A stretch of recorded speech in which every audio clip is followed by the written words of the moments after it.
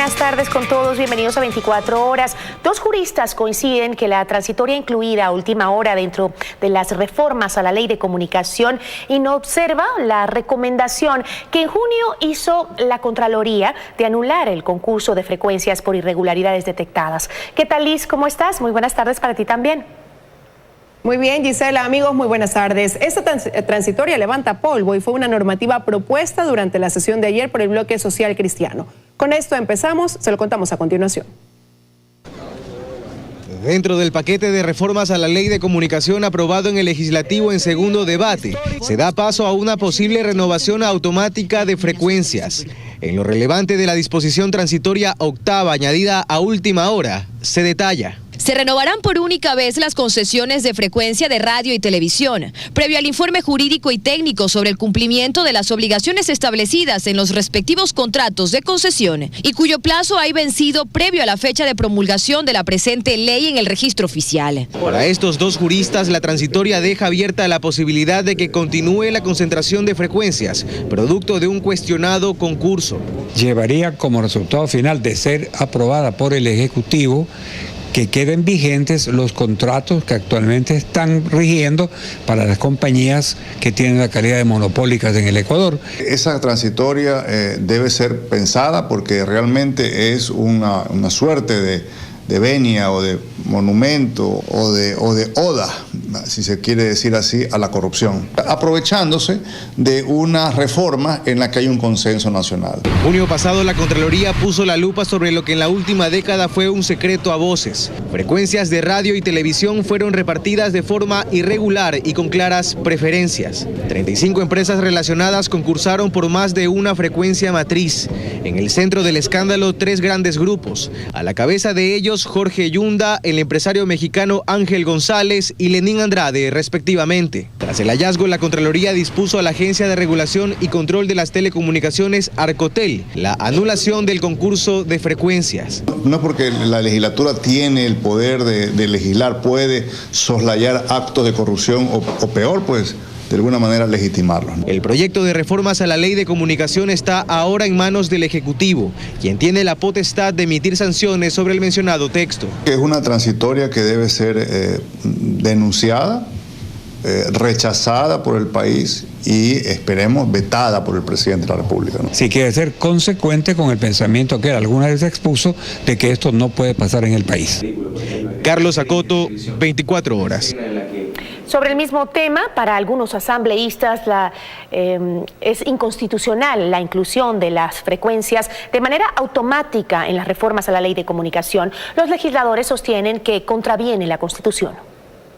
Los cambios de última hora en las reformas a la ley de comunicación causan malestar en el legislativo, sobre todo la transitoria octava que habla de la adjudicación de las frecuencias de forma automática. Yo no sé qué concepto le quisiéramos dar, pero como que resulta concesiones a dedo. Como que esto desdibujó todo lo que se había construido en el proceso de la conformación de esta ley, de esta propuesta y obviamente del informe para segundo debate. Al igual que este legislador, otros 6 asambleístas se abstuvieron, como esta morenista. Es inconstitucional el permitir que de manera automática se logre hacer una renovación cuando en la Constitución, en el artículo 17, menciona claramente que se requiere de un procedimiento transparente, lo cual eso no existiría. Por eso consideran que los concursos deben seguir. Debe seguir los concursos públicos y transparentes. Ellos no están diciendo que no quieren concursar, más bien ellos tienen ya un mérito ganado y una ventaja y incluso una puntuación previa para competir con los demás. Entonces, lo más técnico, sin entrar a lo parte político, es que cada quien que gana un concurso,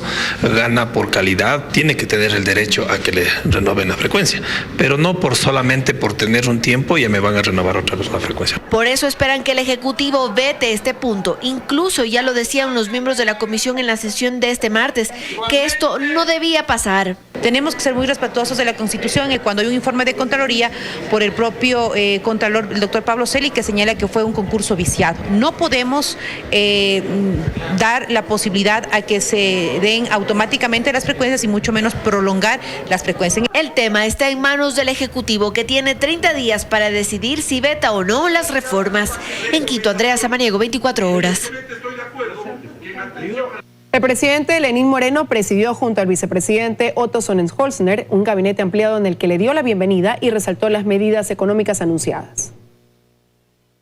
En este gabinete ampliado, el presidente de la República, Lenín Moreno, dio la bienvenida al vicepresidente de la República, Otto Sonnenholzner, y lo presentó oficialmente a sus ministros y secretarios de Estado. Me causó una extraordinaria impresión, que veo que además fue una excelente decisión. Un ecuatoriano que fue llamado, como fue mi caso por usted, a asumir este desafío, a sumarse a esta lucha por la equidad, por la transparencia, por la justicia. No le quedaba nada más que decir que sí, presidente, y en ese sentido nuevamente mi agradecimiento. Y el primer mandatario hizo hincapié no solamente en la manera como conoció al ahora vicepresidente, sino también acerca de los criterios recibidos desde distintos sectores. Además, el presidente de la República, Lenín Moreno, resaltó las medidas económicas que fueron anunciadas este martes y tras las cuales los representantes de los transportistas acudieron al Palacio de Gobierno para una reunión con el asesor presidencial Santiago Cuesta. Una vez concluido este encuentro, también anunciaron un consenso. Hay un acuerdo total de apoyo al gobierno. Sabemos que al diésel del transporte público y del transporte comercial, lo que son de servicios públicos, afortunadamente no va a tener subida. En el caso de los taxis, existe ya un monto para la compensación. Aproximadamente va a ser alrededor de $50 mensuales a cada transportista de taxi. Vamos a tener problemas con los ilegales porque no van a recibir la compensación del Estado. Y así el presidente Moreno hizo referencia también a la prioridad que deben dar a los distintos gastos. De los recursos que podamos conseguir está prioridad 1. Jubilados que tengan discapacidades y enfermedades catastróficas. Prioridad 2, jubilados. Prioridad 3, viejecitos.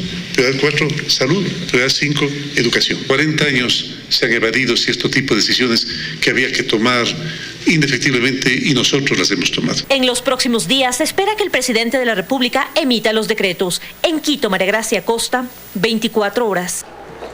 Con las nuevas medidas económicas, el gobierno espera ahorrar cerca de $700 millones y conseguir créditos flexibles con multilaterales en 2019. Así lo dijo el ministro de Economía, Richard Martínez, en el espacio de los desayunos. Que la situación del país en materia económica es insostenible, dice el ministro de Finanzas Richard Martínez, justificando las medidas que se anunciaron este martes.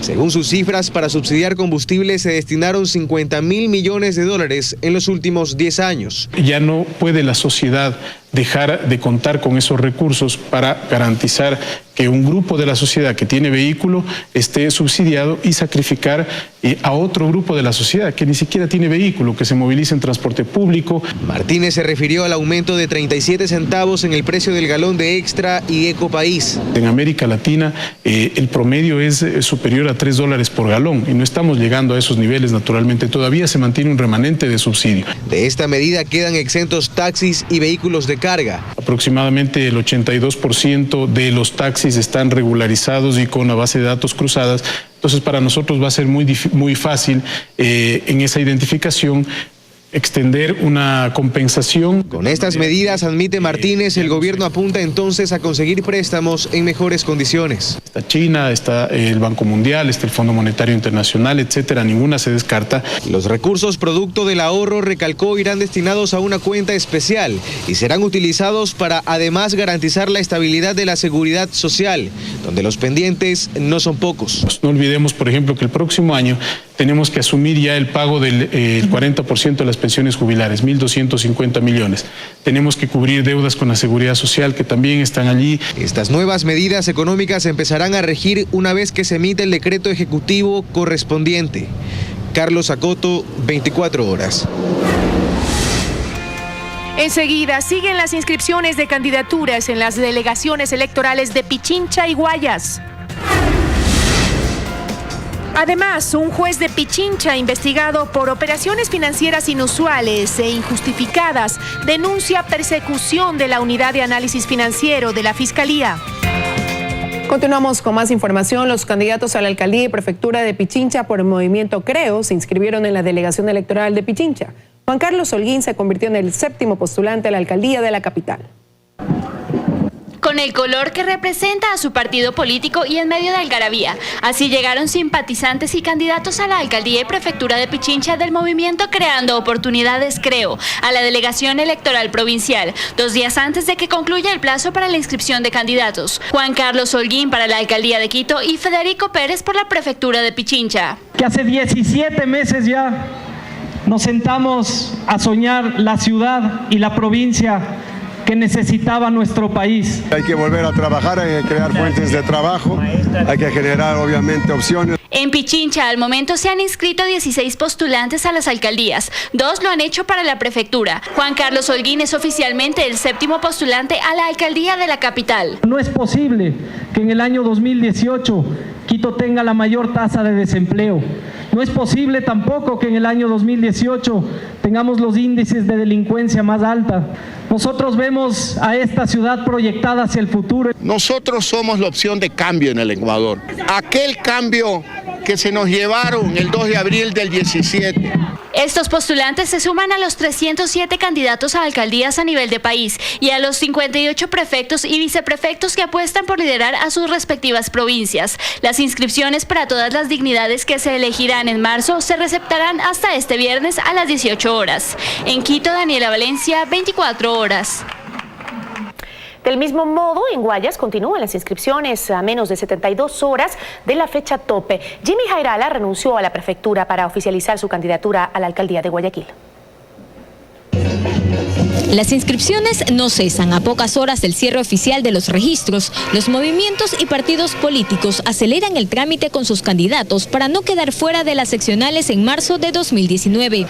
En horas de la mañana, Jimmy Jairala renunció oficialmente a la prefectura y acto seguido oficializó su aspiración de llegar al sillón de Olmedo. Lo hizo acompañado de sus candidatos a concejales. Nosotros tenemos que enfrentar este nuevo reto con esa solvencia moral que nos permite decirles que así como en la prefectura del Guayas superamos con creces una administración de un solo partido político por 17 años, vamos a hacerlo y podemos hacerlo y somos capaces de hacerlo. Sociedad Patriótica también cumplió con el trámite e inscribió a su candidato a prefecto y 15 aspirantes a las diferentes alcaldías de la provincia. Dicen que esta vez prefieren ir solos. Porque nosotros estamos cambiando el estilo de hacer política. Nosotros buscamos gente honesta, gente humilde, gente del pueblo, que conoce las necesidades de cada uno de sus sectores. Para esta tarde en Guayas se prevé la inscripción del movimiento playacense al cambio por la lista 102 y del movimiento Unidad Plurinacional Pachacutic. Hasta ahora en todo el país se han inscrito 307 aspirantes a alcaldes, 58 a prefectos y viceprefectos, 1.756 postulantes a concejales urbanos, 1.019 a concejales rurales, 412 concejales urbanos por circunscripciones y más de 8.600 candidatos a juntas parroquiales. En total hay hasta la fecha 12.196 inscritos. El plazo de la inscripción concluye este viernes a las 18 horas. Joana Ramos, 24 horas. Un juez de Pichincha investigado por operaciones financieras inusuales e injustificadas denuncia persecución de la UAFE. Se trata del juez Henry Cáliz, funcionario judicial desde el 2008, reportado en el sistema por más de $500 000 de ingresos no declarados. Es funcionario judicial desde el 2008, primero como fiscal y desde este año en calidad de juez de Pichincha. Henry Cáliz Ramos no ha justificado aún los movimientos considerados en el sistema financiero como inusuales y prefirió el camino de la denuncia. Dice que la unidad de análisis financiero y económico lo persigue. Yo me considero juez hoy, antes me consideraba fiscal. Pero se muestra como empresario. Emprendedor. Sí, también. ¿Quién lo persigue? La autora Salazar. El juez de Pichincha ha combinado la función judicial con varios negocios y aunque hasta 2017 evidencia importantes movimientos financieros, intenta mostrarse pesimista con los resultados del negocio inmobiliario que mantiene. Esta empresa no ha vendido casas en los últimos 2 años. Aunque su negocio parece no estar mal. Tienes un inmueble y quieres venderlo, nosotros te lo compramos cash. Pero ha comprado. Ha comprado, sí, pero... si no vende, ¿cómo compra? Porque ha vendido antes, pues. De las operaciones registradas entre 2012 y 2017, Henry Callis ha declarado al SRI ingresos superiores a los $307,000, producto de su salario en la función pública. No obstante, el total de ingresos registrados supera los $879,000, lo que deja una diferencia de $572,000, cuyo origen no habría sido justificado aún. En mi cuenta solo hay los movimientos de mi sueldo como juez ahora y como profesor de la universidad. El caso de su empresa es similar. Por ingresos declarados ante rentas internas hay más de $337,000. El total de ingresos son $845,000 y una diferencia aún no justificada de $507,000. Pero la reacción de este juez provincial tiene su origen en un proceso de investigación que reposa en la Fiscalía respecto de algunas operaciones inmobiliarias y financieras que no habría podido justificar, quien también públicamente se ha mostrado como un próspero empresario y hombre de negocios. A las operaciones inusuales e injustificadas de Henry Callis se suma la publicidad que el juez de Pichincha hace en redes sociales de otros negocios sin registro en la Superintendencia de Compañías. Se trata de las supuestas empresas Inducalis e Inmocalis, y hay más. Al indagar su número telefónico se enlaza con la oferta de renta de un auto convertible de alta gama. En la foto, el juez, su número de teléfono personal y un atractivo video. Usted está al lado del carro. Claro que sí, pero estar al lado... Eso estaba en mi perfil, eso es mi fotografía, pues claro.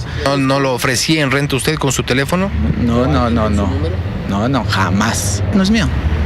Entonces me tomo fotos, obvio, como cualquier turista se toma fotos en un vehículo. Y si bien el auto no está a su nombre, la Fiscalía investiga a la propietaria, que es una funcionaria pública que no mantiene relación comercial alguna con el juez.